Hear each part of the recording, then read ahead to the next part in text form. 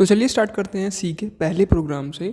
तो मैंने सी का पहला प्रोग्राम लिखा हुआ है और आपको दिखा देता हूँ। यहाँ पर हेलो वर्ल्ड का प्रोग्राम हमने सी में लिखा हुआ है और इसको हम फर्स्ट ऑफ ऑल तो हम भाई बात करेंगे पूरा थियोरेटिकल बेसिस पे।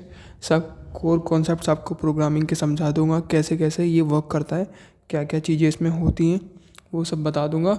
उसके बाद फिर हम स्टार्ट करेंगे इम्प्लीमेंट करना। फिर आपको इन सिस्टम इन्वायरमेंट्स, आपको फिर आईडीई और कंपाइलर को डाउनलोड करना, सेटअप करना, वो सब फिर बाद में आएगा। तो पहले फोकस करते हैं फर्स्ट प्रोग्राम पर। तो चलिए सी का पहला प्रोग्राम जान लेते हैं। तो आपको दिख रहे होंगे काफ़ी ज़्यादा लाइंस, 3 4 5 लाइन का प्रोग्राम है। तो बहुत सिंपल सा प्रोग्राम है वैसे तो, बट स्टार्टिंग का बंदा कोई बिगिनर देखे तो उसको थोड़ा हेक्टिक लगेगा, थोड़ा लगेगा कि हाँ भाई टफ़ है। बट चलिए ये 1 2 3 लाइन क्या बोल रही हैं, चलिए समझते हैं इसके बारे में। तो मैंने इसको अलग से एक तरीके चार्ट बना के रखा हुआ है और प्रोग्राम को 5 पार्ट्स में डिवाइड किया हुआ है। ठीक है, तो फर्स्ट लाइन जो है हैशटैग इंक्लूड, फिर उसके अंदर आपको एक कमांड लिखी हुई है stdio.h। तो इसका मतलब क्या है भाई? तो ना तो वो stdio.h एक कमांड है और ये हैशटैग इंक्लूड एक टाइप की कमांड है। तो भाई हैशटैग इंक्लूड का मतलब है कि आपको एक फ़ाइल को इंक्लूड करना है अपने प्रोग्राम में। ठीक है, अब वो कौन सी फ़ाइल है भाई जो हमको इंक्लूड करनी है? तो वो उसके साइड में जो लिखी हुई है वही फ़ाइल है।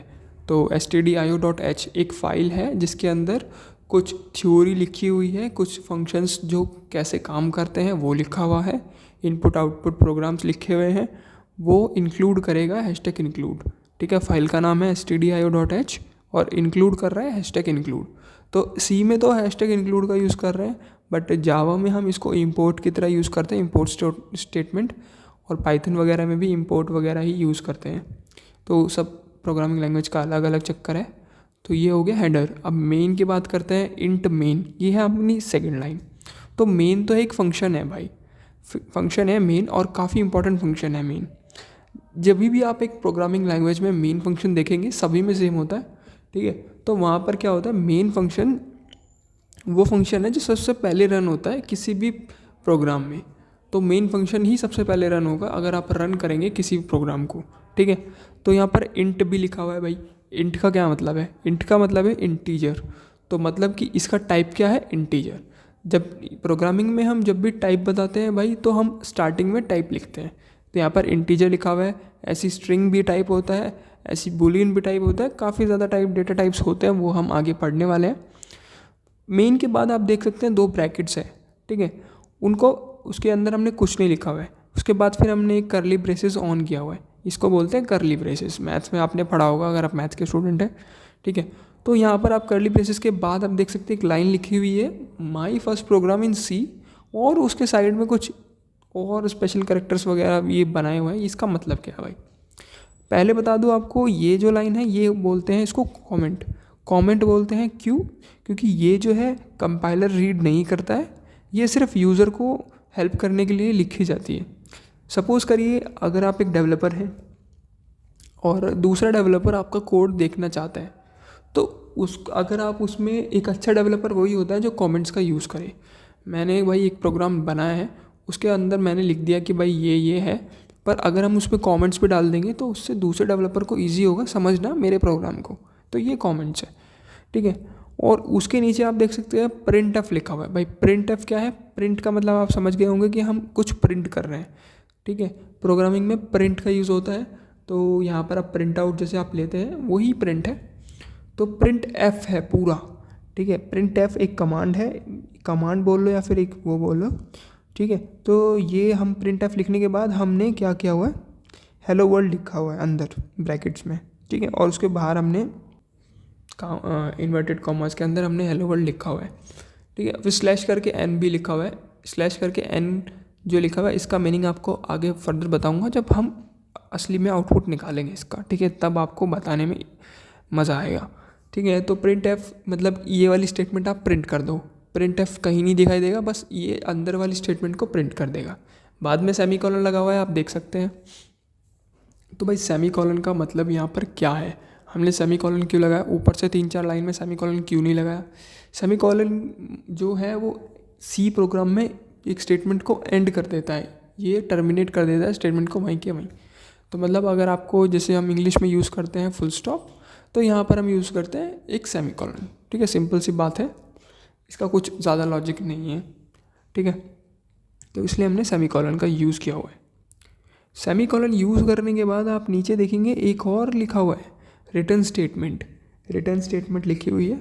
तो हमने अब तक कवर कर ली head statement, function statement, comment भी कवर कर लिया, प्रिंट स्टेटमेंट भी कवर कर ली, और रिटर्न स्टेटमेंट पर हम आ गए हैं।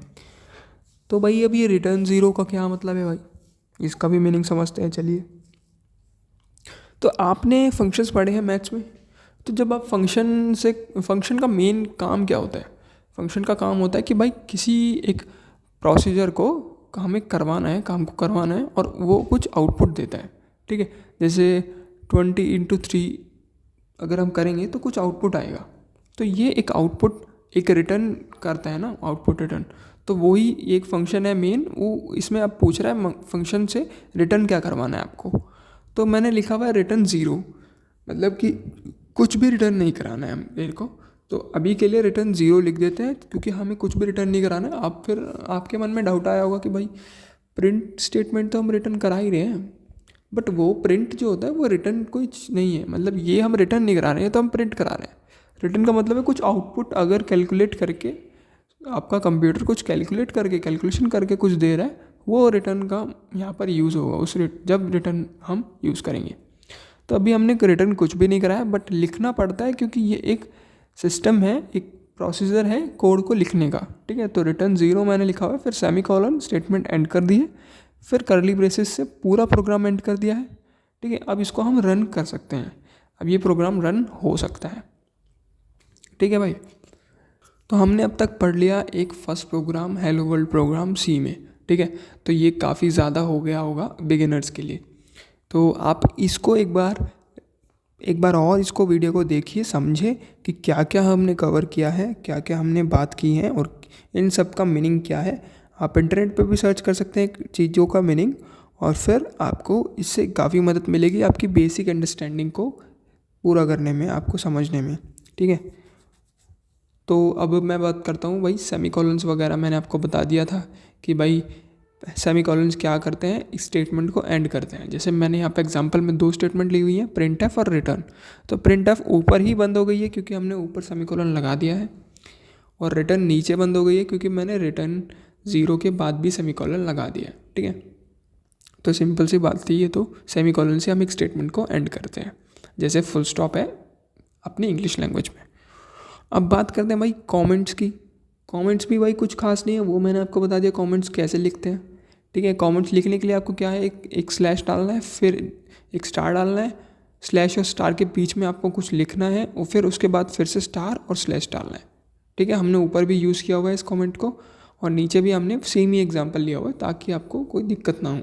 कमेंट कभी भी कंपाइलर के द्वारा रीड नहीं किया जाता, तो कंपाइलर कमेंट को नेगलेक्ट कर देता है। ठीक है, अब इसका अब आप कुछ लोग सोच रहे होंगे यार कमेंट का क्यों लिखा हमने, क्यों भाई यूज़ तो कुछ है नहीं इसका, प्रोग्राम में कुछ काम नहीं कर रहा है। बट भाई एक सिंपल सा यूज़ तो ये है कि भाई सिंपल भी और बड़ा यूज़ भी यही है कि भाई अगर एक डेवलपर अपना कोड लिख रहा है तो दूसरा बंदा भी समझ सके उस कोड को। क्योंकि यहाँ पर जब सॉफ्टवेयर डेवलपमेंट की बात करते हैं तो काफ़ी ज़्यादा डेवलपर्स काम करते हैं एक सिंगल प्रोजेक्ट पर। एक ही डेवलपर सारे प्रोजेक्ट्स नहीं कंप्लीट कर सकता।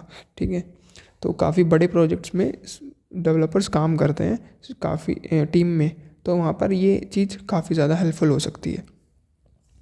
और एक और काम होता है भाई, सिंपल सा बताऊँ तुमको, कि जैसे आपने एक पूरा कोड लिखा हुआ है, बाई चांस उसका एक स्पेसिफिक पार्ट काम नहीं कर रहा है, तो आप उसको अगर आप रन करेंगे कोड को तो वो एरर दिखाएगा, पूरा प्रोग्राम ही काम नहीं करेगा। ठीक है, तो उससे आपको पता नहीं लग पाएगा कि भाई आगे मेरी कोड में कोई एरर है या नहीं। तो आप उस प्रोग्राम के छोटे से पार्ट को कमेंट कर सकते हैं। कमेंट करने के बाद फिर उसको प्रोग्राम को रन करके देख सकते हैं आपकी बाकी की चीज़ें चल रही हैं सही सलामत या नहीं, और फिर बाद में आकर आप उस कमेंट आउट को ख़त्म करके उसको फिक्स कर सकते हैं इशू को। ठीक है, तो ये कमेंट का काफ़ी अच्छा यूज़ हो सकता है। तो आज की वीडियो में बस इतना ही था भाई। उसके बाद नेक्स्ट वीडियो में आपको प्रैक्टिकल्स वगैरह भी आएंगे, बट पहले मैं आपको एक थ्योरी बेसिक कवर कराना चाहता हूँ ताकि आपको मैं जब वर्ड्स का यूज़ करूँ आगे ट्यूटोरियल्स में तो आपको बिल्कुल भी इशू ना हो, कोई दिक्कत ना हो समझने में, ठीक है। तो मिलता हूँ आपको फिर से एक नेक्स्ट वीडियो में। चलिए, कोर्स का प्लेलिस्ट नीचे डिस्क्रिप्शन में लिंक है, तो उसको एक बार चेक कर लेना। तो मिलता हूँ आपको नेक्स्ट वीडियो में। Thank you, bye bye.